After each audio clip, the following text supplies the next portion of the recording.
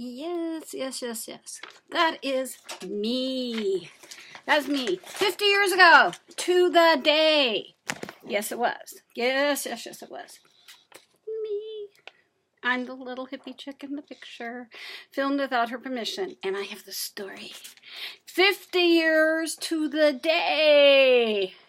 Da, da, da, da, da, da. Today is April 14th, 9th, 2017.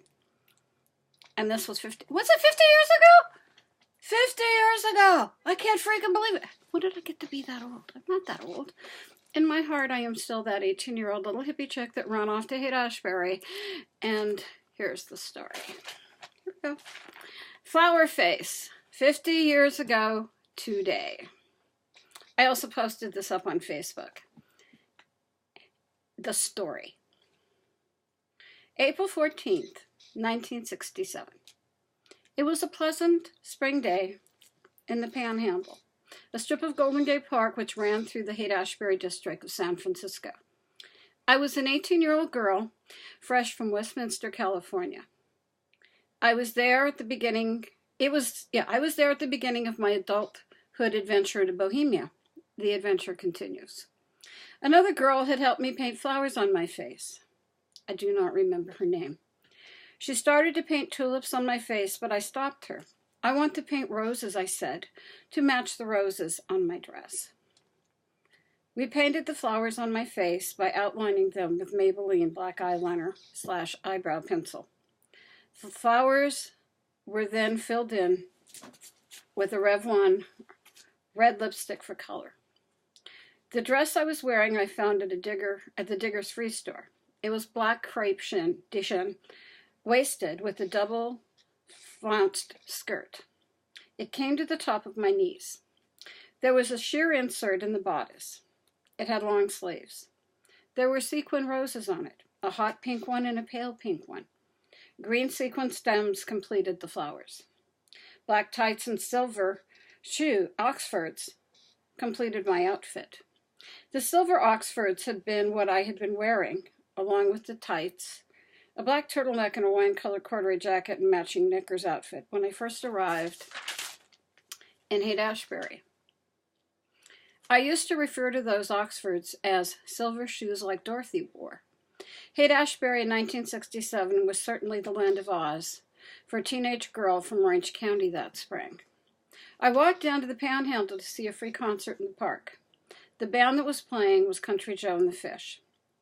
I was approached by a man who was a member of the film crew from CBS.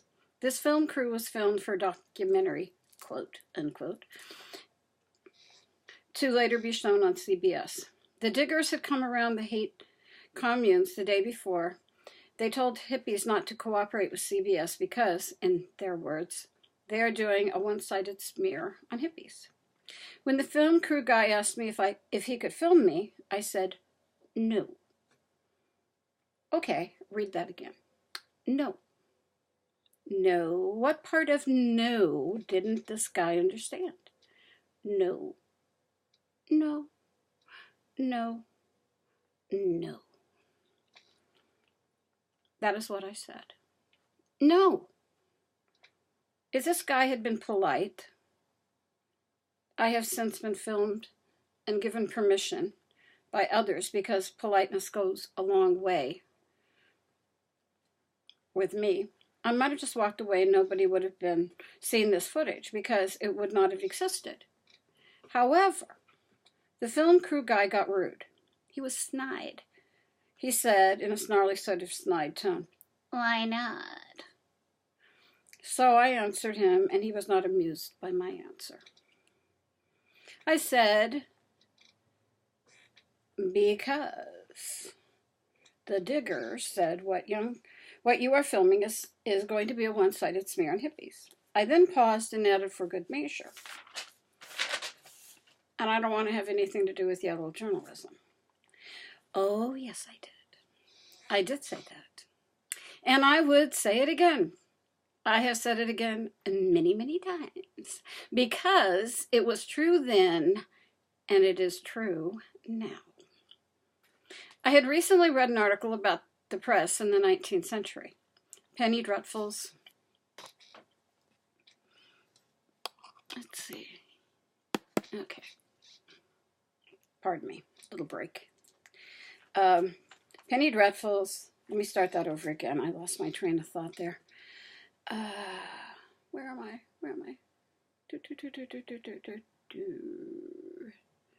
Oh, let me see. Okay, here we go.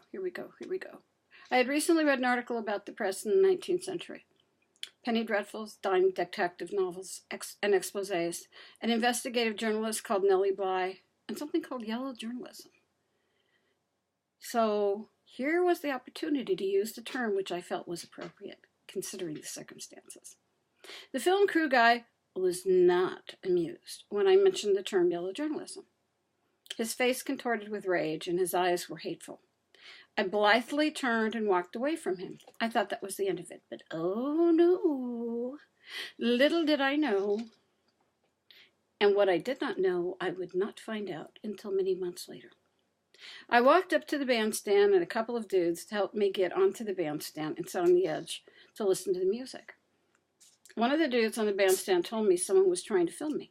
I looked out past the audience in front of the stage, and there towards the back was the film crew guy with a long lens, attempting to film me. What do? I asked the dude sitting next to me. Just put up your hands to block your face, he said. I did that, though my hands got weary, and I was annoyed. I would have preferred to wave my hands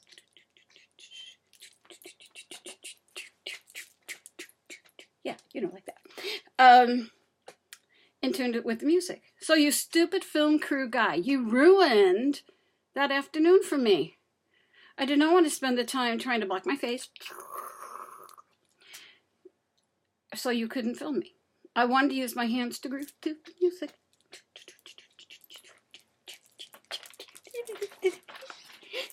Yeah, maybe. Yeah, I know how to hippie free floaty dance. Oh, yes, I do. Okay, back to the thing here. Fast forward now to August 1967. I missed the initial airing of The Hippie Temptation, the lame and sensationalistic bit of treacle that CBS pawned off as a documentary, quote unquote. But I heard about it. I did not see it until I was living in San Francisco in the mid-1970s. So it was 9 or 10 years after it had originally been shown that I actually saw it for the first time. The footage of me was taken out of context. Everyone else in the footage, let's see, okay, backtrack. I had been to a Country Joe and the Fish concert, and guess who was conspicuous in her absence? Everyone else in the footage and the Hippie Temptation was in that original footage, except me. The footage has since been shown innumerable times, just the itty-bitty footage of me. It has been shown on shows I would never have given permission for it to be shown on. CBS has never responded to my concerns to me concerning the footage, and I have repeatedly attempted to get their attention with letters, phone calls. Their legal department actually hung up on me before I could talk to an attorney of theirs, tweets on Twitter, messages on Facebook, email, snail mail, etc. Today is 50 years since this was filmed. It was aired in August of 1967. I will write more when that day comes around. The film crew guy was not amused when I mentioned that what he was working on was yellow journalism. I am not amused at CBS filming me against my permission, using the footage of the flower face over and over. And if one looks at the footage, they can see a ghostly hand where I was trying to block my face, so I would not be filmed. If CBS had been filming a true documentary that showcased our baby boomer bohemia, they could have gotten an interview with that 18-year-old hippie chick.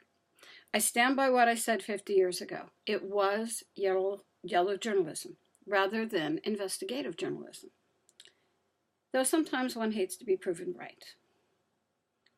And then I sent a couple tweets to CBS today. 50 years to the day that this was filmed against my permission by CBS. Yellow journalism means no response. Prove me right, prove me wrong, and respond. And then I wrote, It was 50 years ago that CBS filmed me against my permission for the hippie temptation. They never respond to my tweets. And so I have a picture of like this. This is who I am. This is what it's about. 50 years to the day. 50 years. Yeah, that's what 50 years will do to your face. Once a hippie, I guess always a hippie. Peace. Yeah. Okay, now I put my glasses back on. 50 years later, I need glasses to see. Da, da, da, da, da.